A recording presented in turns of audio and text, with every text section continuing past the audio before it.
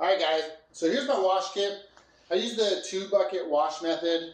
All that means basically, I have a rinse bucket and a soapy mixture bucket. And so this one I just fill with water. This one is a mixture of my soap and warm water. And basically what the 2-bucket method is all about is trying to minimize the amount of scratches that you could put on your clear coat while you're trying to wash your car. So basically you take your mitt, so you have your soapy mixture bucket, dunk it, wash your car. Then you come back, when it's time to reload with soap, you rinse in this bucket. So you don't go back to this bucket, you go straight to the rinse bucket. In the bottom there's a grate, right, a dirt trap. You rub this on there, squeeze it out, then you reload over here, and then you keep on washing. So it's kind of like a circle, right? Dunk, wash, come back, rinse, dunk, wash, And if you're wondering if this actually does anything, I will say yes. When I go to dump out these buckets, when I'm done washing, this one's always relatively still clean and clear. This one is always brown, and sometimes it's very brown. Even when I wash a car that doesn't look that dirty, you'd be shocked at the amount of dirt. So this method does do something, Is it perfect? Maybe not. Some people say it's not necessary if you have a foam cannon or something like that. I use both. I use a foam cannon and the 2-bucket wash method. It takes almost no more effort to use this method. All you gotta do is go buy a second bucket. So why not do it? I've seen the proof that this one's way cleaner at the end. So it definitely is better than going back to the same bucket, rinsing in a dirty water bucket, and then going back on your car, which, any amount of dirt that's in this mitt as you're rubbing it on the surface could scratch a little bit. So that's the whole point, If you're gonna wash your car, might as well take a little more effort to try to do it right, and it takes almost zero more effort to use this method versus not. So I highly recommend it, and this works with hand washes too. You don't have to have a foam cannon. I use a foam cannon, but you certainly don't have to have it. So this is a Walmart bucket. This bucket I got from obviously Harbor Freight. The dirt trap in this one I actually like more than the Walmart one. They are separate. They're sold separately, but it fits in there perfectly. Wash mitt is a Adams mitt. This is, I believe, a Walmart one. I use this for wheels. These are wheel brushes. They work okay. There's still areas that these can't really get to. I did get these other detailing brushes that I haven't used yet. I believe these are also Walmart. This one on the left here is super soft. I think I'm going to try these on the wheels to see if they might help. Everyone's wheels are a little different. Some wheels are super easy to clean. Some have all those little tiny areas, right? So basically, guys, what I do, again, I use the foam cannon. This is the MJJC Foam Cannon. I'll show it to you real quick. So you unscrew this, you fill it to whatever level you want. There's lines on here that tell you the amount of fluid that you're putting in it. You fill it to wherever you want. Different brand soaps will say use 2 ounces, 3 ounces, 4 ounces, whatever. I just fill it up to this first line. It's probably about 6+ ounces I normally put in there, so a little more heavy, but I found that's what gives me the best foam, or the foam level that I want. So you fill it with the soap, and then you slowly fill it with warm water. Warm water will help the foam level, so you'll get better foam if you use warm water versus cold water. Slowly fill it so the soap doesn't just pour out the top, obviously you spray a soapy bucket, right? And it starts foaming up. Same thing in here. So slowly fill it, screw the cap back on. On top, there's just a little dial. Turn it all the way to the left, and that just restricts the amount of flow of how fast that this will empty. I always keep it all the way to the right, maxed out. Yes, that'll drain it faster, but you'll get much better foam that way. And then in front, you turn this. See that right there? That just changes the spray pattern. So again, this is the MJJC Pro. There is a second version of this. I just got the first version. I think I paid about $60 for this. I was going to get the Harbor Freight foam cannon, but this was, you know, I don't know, maybe an extra 20, 30 bucks. And the reviews were great on it. And the build quality is definitely better. They got nice brass fittings here and everything. So today I'm going to use the strip wash, right? Because we're doing a coating.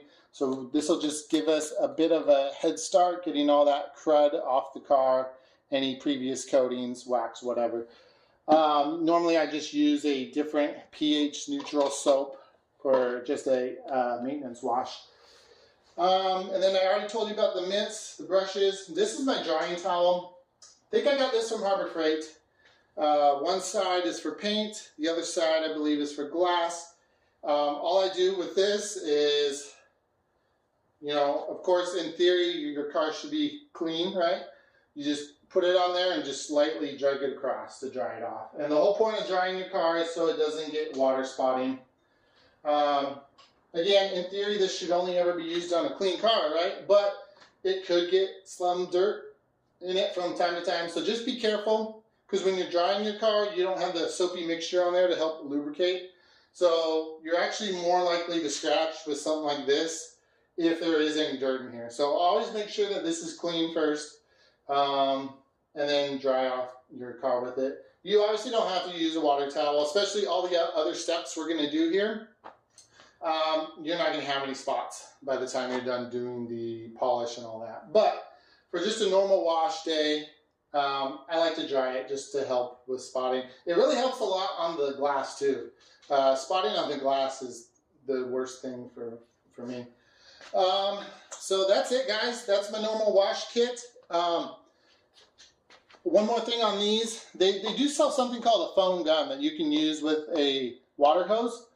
Same basic concept. It won't really foam up like these will. It'll just be very soapy water mixture that it puts on the car. Still helps with speed, you know, but you're not going to get the same amount of foam as you would with a good quality foam cannon. Also, if you have a budget-friendly electric pressure washer, you may not get as good a foam. There's actually an orifice, a nozzle in here that you can change out to a smaller diameter one, and that will help boost the pressure and then therefore the foam levels. So if you do have maybe a non-gas pressure washer and you're not getting the level of foam you want, that could help with that. Again, using warm water helps with the foam. But that's it. I mean, this is something that you don't have to have. It's just fun. And it helps with speed and everything. I've had this about a year, and so far the only problem is that the label started to come off there. But yeah, the 2-bucket wash method, hand wash is fine.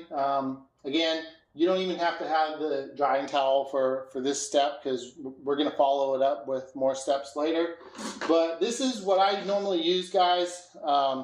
Works well for me, minimizes scratches, definitely keeps the dirty water in this bucket, and that's it. That's step one.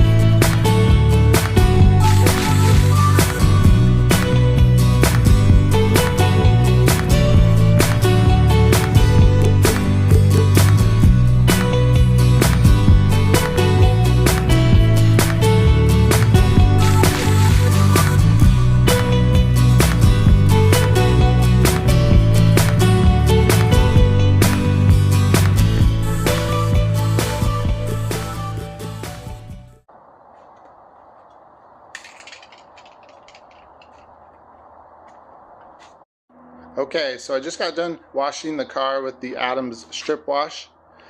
It did a good job of getting all the loose dirt off, you know, not bad looking from a distance. When you get up close, you'll definitely see stuff.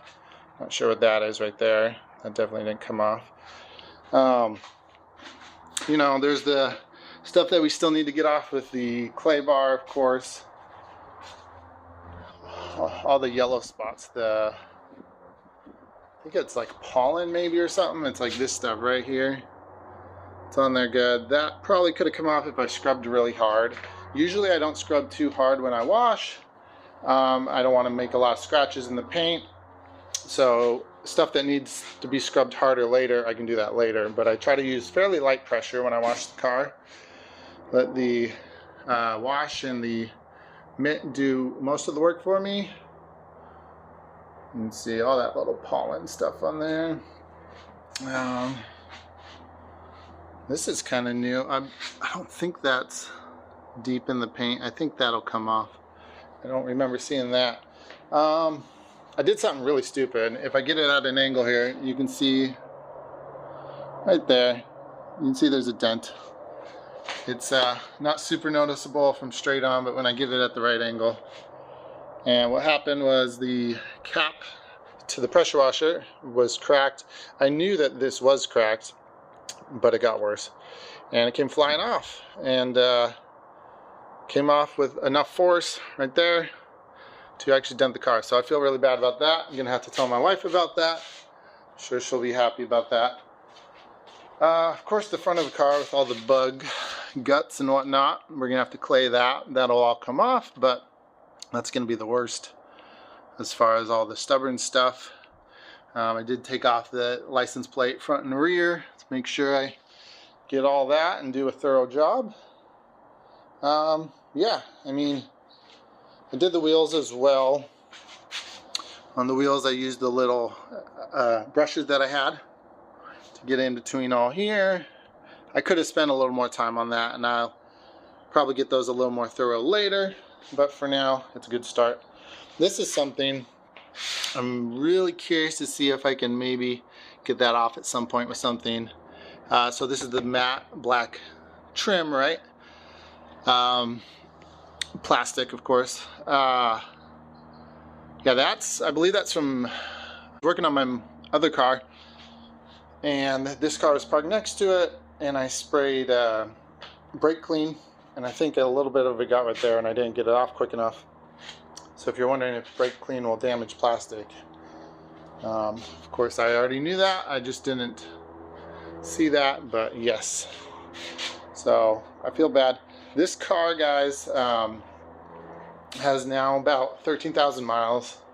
We've owned it about 9 months now, and it had 1,400 miles when we got it. I wanted to do this to it pretty much right when we got it, but life happened. I got busy, couldn't really find the time in my schedule. Am I making excuses? Yes, partially, but it's also a little true. We had a newborn born in March, so that, you know, we got busy, and then summertime, I feel like every weekend we're traveling,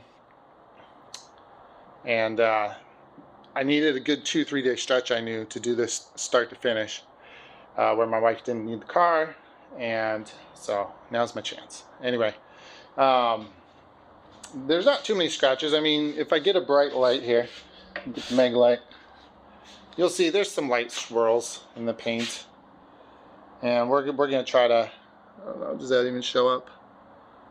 There's some light swirls, but nothing too bad. I told my wife not to take it through a normal car wash, you know, with the brushes. If she needs to get the car clean because it's filthy and I don't have time to do it, she needs to take it through a touchless car wash. That's fine. Try to avoid them when I can, because one, I usually do a better job than those anyway, and two, they use really harsh chemicals. So if you do have any sort of coating on the car, that's just going to eat through it faster. You know, it's not that bad if you do it every now and then. I understand people live in places where they can't always wash their car in their driveway. Maybe they don't have a driveway. But yeah, they're not super showing up here. Anyway, there are some swirls in the paint, but it's fairly light. All right, so next step is going to be the chemical decontamination, and after that the clay.